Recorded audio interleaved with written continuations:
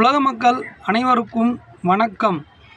நான் நமது திருச்சி காவேரி கரையில் ஓயாமரி மின் மயானம் மற்றும் மயானத்தில் அருகே உள்ள கால பைரவர் ஆலயத்திற்கு நான் எனது பயணிகளை அழைத்து வந்திருக்கிறேன் எனது வாகனத்தில். அப்போது நான் கண்ட காட்சியை உலக மக்கள் மற்றும் திருச்சி மக்களாகிய உங்களிடம் பகிர்கிறேன். பக்தர்கள் அனைவருமே வெயிலில் நின்று கொண்டு வரிசையாக செல்கின்றனர்.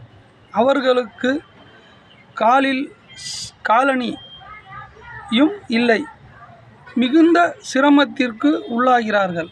ஆகையால் பக்தர்கள் செல்லும் பாதையில் தயவு செய்து அவர்களுக்கு நிழற்குடை போன்று அமைத்து கொடுத்தால் நிரந்தரமாக நன்றாக இருக்கும் என்பதே என்னுடைய பதிவு. நீங்களே பாருங்கள் பக்தர்கள் வெயிலில் படும் கஷ்டத்தை.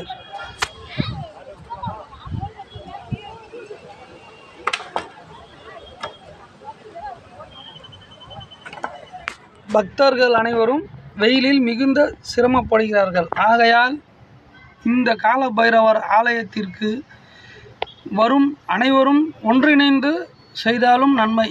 ஒரு நிழற்குடை அனைவரும் ஒன்றிணைந்து செய்தாலும் அருமையாக இருக்கும்.